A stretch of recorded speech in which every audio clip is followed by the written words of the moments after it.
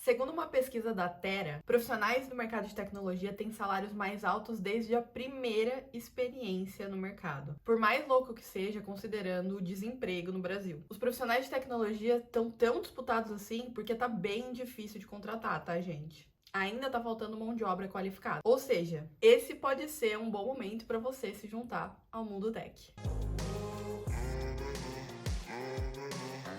Oi, time! Hoje a gente vai falar de 5 jobs na área de tecnologia que você consegue fazer sem nem ter terminado a faculdade, sem ter diploma. Eu não vou mentir, tem algumas empresas que eu sei que acabam exigindo alguma graduação profissional, né? Alguma graduação ali, alta graduação, ou seja, faculdade. Mas muitas dessas empresas já aceitam curso técnico ou estão contratando profissionais que não têm faculdade nenhuma. Nada mais justo do que eu começar com a minha job. SDR, ou pré-vendas. Um pré-vendedor dentro de uma empresa de tecnologia é responsável por gerar novos negócios. Tem vários tipos de pré-vendas, tá, gente? Então tem aquele pré-vendedor que vai trabalhar com leads inbound, ou seja, ele vai ser responsável por qualificar leads, contatos que são gerados pela própria empresa. Então a empresa dá uma lista ali de pessoas que parecem estar interessadas no produto ou no serviço que a empresa oferece, e essa pessoa é responsável por entrar em contato com essas pessoas que parecem estar interessadas e puxar elas para uma primeira conversa com o time de vendas da empresa. Por outro lado, a gente também tem os profissionais que acabam não recebendo listas ou recebem uma lista não tão qualificada de pessoas que ainda não têm interesse ou não conhecem a empresa. Então, passa a ser responsabilidade desse pré-vendedor gerar novos negócios, gerar interesse nessas pessoas que ainda nem sequer sabem quem é a empresa, como que ela trabalha, qual é o produto. Ou seja, aqui a ideia é realmente dar todo um panorama, construir uma relação, construir o problema ali na cabeça desse prospect para que ele entre em contato com o time de vendas da empresa ou para que ele marque uma reunião. Geralmente a meta de um SDR é conseguir o que a gente chama de reunião agendada, ou seja, oportunidades de vendas. Então, um SDR nem sempre ele é comissionado por venda ali realizada, até porque muitas vezes ele quase não tem nenhum envolvimento nesse processo de venda em si, mas ele passa a ser comissionado a partir do momento que ele consegue agendar uma reunião para o time de vendas. Os caminhos mais comuns para quem sai de SDR, ou seja, para quem quer evoluir na profissão de SDR, geralmente é Account Executive, ou também a pessoa pode ir para uma linha de Account Management, Customer Success, o que nos leva para a segunda posição aqui de jobs que você pode fazer sem diploma. Analista de suporte. Essa é uma job que ela está muito mais relacionada com conceitos mais técnicos. E também ela não tem tanta pressão correlacionada a vendas. É muito parecido com o SDR em relação ao volume de trabalho. Então, como um analista de suporte, você fica responsável por responder alguns tickets chamados de suporte técnicos para ajudar os clientes as pessoas que já são clientes da empresa, muitas vezes, ou possíveis prospects que estão com problema ali no contato. Então, essa pessoa ela é responsável por ter esse primeiro front de atendimento ao cliente. Então, é preciso ter bastante paciência, é uma pessoa que precisa ter boas skills de comunicação para conseguir ser bem sucedido na job. O que eu vejo como caminhos depois de um analista de suporte é tentar subir para uma liderança, assim como em SDR também é muito comum para que a pessoa vá para uma liderança da área, mas é comum também que a pessoa vá para um caminho de Customer Success, ou seja, de atendimento mais dedicado ao cliente, onde você às vezes tem uma carteira já pré-definida e não vai respondendo só tickets aleatórios que vão surgindo. Você realmente tem que criar uma conexão com o cliente. Uma outra posição que geralmente são pessoas mais júniores que são contratadas é para onboarding, ou seja, para muitas empresas de SaaS, de software como serviço, ou seja, empresas que vendem um sistema, um software, é necessário que a pessoa que comprou aprenda a usar o sistema, né? Porque senão, por que ela vai continuar como cliente? Por que ela vai pagar a empresa?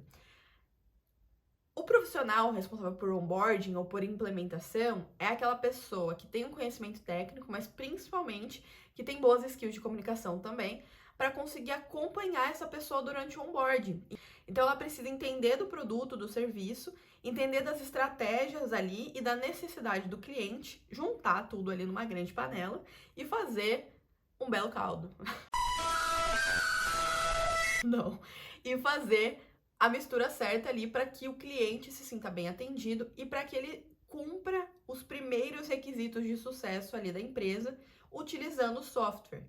Basicamente, finalizando o onboarding, a ideia é que o cliente ele adote o produto para a vida dele, ou seja, que ele realmente transforme aquele software em algo que faz parte da operação da empresa dele ou da vida dele pessoal. Um caminho também muito comum para quem é profissional de implementação, de onboarding, é Customer Success. Então, ficar ali nessa área de CS que a gente fala é muito comum para esses profissionais. Eu comecei no mundo tech nessa área, na área de implementação. Depois eu passei para uma área mais de growth, onde eu ajudava os clientes que já tinham terminado ali o estágio de implementação a crescer e se desenvolver. Mas aí o bichinho da venda acabou me picando e eu fiz a transição para uma outra área. Mas é com certeza uma área muito legal para começar, muito bacana e que com certeza vai te dar muito aparato técnico para você também fazer migrações como essa que eu fiz para a área de vendas. Muitas empresas de tecnologia precisam de analistas de projetos. Como eu já disse no outro vídeo, algumas startups, elas têm várias sub-startups dentro da empresa. Ou seja, tem vários pequenos projetos rodando internamente que precisam ser bem-sucedidos. E para isso tem sistemas, pessoas, prazos, metas, tudo isso envolvido. É muito comum que os times em si formem pequenos núcleos de projetos para resolver problemas em suas áreas. Então, por exemplo, tem um núcleo de projetos em vendas que vai resolver um problema específico, tem um núcleo de projetos em TI, em produto. Então, a empresa em si vai formando esse grupo de pessoas, mas ter alguém para cuidar dos projetos, para ajudar a determinar metas, para ajudar a determinar prazos, para ajudar a documentar, a analisar os resultados, é importante que tenha um analista de projetos. E essa pessoa geralmente fica dentro da área de projetos, embaixo de um gerente de projetos mesmo, que cuida de toda a estrutura de projetos da empresa. A quinta e última opção, que eu acho bem interessante também, não é uma área que eu me interessaria, mas que para quem não gosta tanto de comunicação, para quem não gosta de ficar embaixo ali dos holofotes, de estar numa operação, de ter que ter contato com o cliente, as áreas de back office são muito interessantes e vale a pena dar uma investigada nessas áreas em si. Mais uma job que eu acho que dá para começar mesmo sem diploma é analista de operações. Então, diferente do analista de projetos, que vai ficar mais envolvida realmente com esse desenvolvimento de projetos gerais, o analista de operação, ele geralmente está ligado com alguma operação específica. Então, por exemplo, nas empresas que eu já trabalhei, tem o Ops de marketing, que vai ficar responsável pela operação de marketing. Tem o Ops de vendas, que fica responsável pela área de vendas.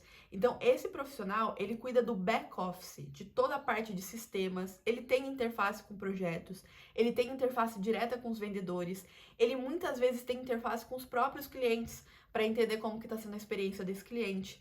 Então, tem muita área de Ops. Dentro de cada área, geralmente, da empresa, tem um profissional de operações cuidando de todo o ecossistema, de toda a estrutura, de toda a base de trabalho das pessoas ali, para que tudo não desmorone. Eu, por exemplo, sou uma grande abridora de tickets para o time de operações, porque eu vivo querendo explodir todos os sistemas da empresa, das empresas que eu trabalho. É fantástico. Por que eu acho que essas jobs não necessariamente precisam de diploma? A maioria das empresas de tecnologia tem uma área de onboarding, de treinamento para os funcionários que entram. Esse treinamento geralmente leva uma semana, às vezes até um mês, para que essa pessoa comece a se aclimatar na área. Depois, ela costuma ter, nessas empresas, essa pessoa costuma ter até 3 meses ali com uma pessoa mais próxima, que a gente chama de sombra, ou de pol, ou de parceiro, que é aquela pessoa que fica do seu lado, te ajudando a aprender a operacionalizar a sua job. Então, como você vai ter todo esse aparato, buscando informações na internet, às vezes até fazendo alguns cursos, você já consegue ter essa entrada no mercado de trabalho para essas jobs. Ah, beleza, mas se você não precisa de diploma, o que no final das contas você precisa para conseguir descolar uma job dessa? Primeira coisa que eu tenho certeza que a maioria dos recrutadores de empresas de tecnologia olham: LinkedIn. Cara, é impressionante ver o quanto dos meus colegas de faculdade não tem LinkedIn. Hoje é a ferramenta que eu uso praticamente todo dia, sendo muito transparente. Desde que eu comecei a trabalhar na gringa, eu acho que eu uso mais o LinkedIn do que o Instagram. No seu LinkedIn, mesmo que você ainda não tenha uma experiência prévia em outra empresa, você pode colocar os seus cursos, você pode colocar algumas características suas, coisas que você gosta de fazer, projetos escolares que você fez que você orgulha e você se orgulha, projetos particulares que você fez. Então, às vezes você faz vídeos para o YouTube, ou às vezes você tem um projeto de mentoria que você ajudou os alunos da sua escola com matemática ou física, enfim. Tudo que você fez no passado, que está te construindo, que tem um certo quê de empreendedorismo, você pode colocar no LinkedIn. São coisas interessantes. E o LinkedIn tem uma entregabilidade de conteúdo orgânica muito boa. Então, muita coisa viraliza no LinkedIn. Você consegue ter destaque no LinkedIn de forma muito ágil. Para mim, é a melhor rede para você usar para conseguir se destacar e conseguir um emprego. Tem algumas jobs que precisam de portfólio. Então, tudo que está mais atrelado ao design, tudo que está mais atrelado, às vezes, a copywriting, escrita, precisa de um portfólio. Por isso que eu acabei não trazendo nesse top 5 aqui. Eu acredito que portfólio é uma coisa que é mais fácil você gerar quando você já está no mercado ou fazendo faculdade. Então, eu achei que seria um pouco mais complicado trazer aqui design, conteúdo. Eu acho que essas jobs às vezes exigem ainda um pouquinho mais de pé no mercado para conseguir entrar. Mas acho que vale a pena mencionar aqui que uma coisa muito interessante, caso você queira ser contratado para alguma área específica que você possa mostrar o seu trabalho, fazer um portfólio é super interessante. Então, por exemplo, quando eu fiz a minha primeira entrevista da vida, eu fiz para diretora de criação. Eu não tinha trabalhado em lugar nenhum, era a minha primeira entrevista na vida, mas eu já estava na faculdade, então eu tinha um portfólio horroroso de coisas que eu tinha criado no Illustrator, no Photoshop, mas era só para mostrar qual que era minhas referências visuais, como se eu sabia, o que eu já sabia usar da ferramenta, até porque a pessoa que está te contratando precisa ter uma mínima noção de como que ela vai poder te capacitar. Outra coisa super importante para conseguir descolar essas jobs é criar conexões. Então, eu já dei essa dica em outro vídeo e vou dar de novo. Se você quer trabalhar numa empresa, se você está interessado em algumas empresas específicas, começa a se conectar com essas pessoas no LinkedIn, manda uma mensagem para elas e explica o motivo da sua conexão. Explica a sua vontade de trabalhar nas empresas, seja honesto e crie conexões, porque essas pessoas podem acabar te dando algumas oportunidades. Então, muitas vezes, tem pessoas que me chamam no LinkedIn que eu não conheço e me falam, olha, Tainá, eu tô querendo fazer uma transição para uma empresa internacional, ou tô pensando em trabalhar para uma empresa dos Estados Unidos. Você consegue me contar um pouco mais da sua experiência? Tem alguma vaga na sua empresa que você conseguiria me apresentar? Enfim, obviamente eu não tenho nada a ver com o recrutamento, mas eu posso ajudar no que for possível, desde conseguir explicar como é que funciona a estrutura da empresa, até às vezes, se a pessoa for boa, apresentar ela para quem está contratando realmente para alguma vaga específica. Além disso, para turbinar o LinkedIn e também para você já conseguir se aclimatando no mercado, tem muitos cursos e certificações gratuitos na internet que você pode fazer e que você pode já colocar lá no seu LinkedIn e fazer postagens sobre isso. É importante que você trate o LinkedIn como uma rede. É uma rede, é como se você estivesse postando no seu Instagram.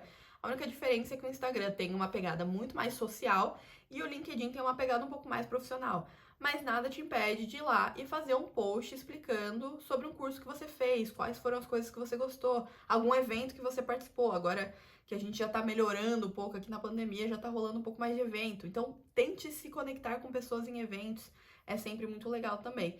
Mas tratar o seu LinkedIn como uma rede social vai ser fundamental para que as pessoas queiram se conectar com você e não achem, não pensem que você é só um robô ali na plataforma. Bom, eu queria que esse vídeo fosse um pouco mais rápido e direto ao ponto, só para apresentar alguns nomes de jobs mesmo, que vocês já podem começar a fuçar ali no LinkedIn ou no Glassdoor, já dei essa dica aqui em outro vídeo também. Fucem nas empresas, procurem jobs, leiam as descrições da job, conectem-se com pessoas que têm esse mesmo cargo no LinkedIn, perguntem como é o dia a dia dessas pessoas.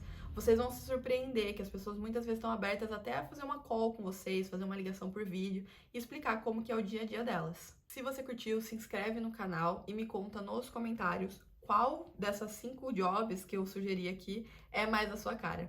E aí, te vejo no próximo vídeo?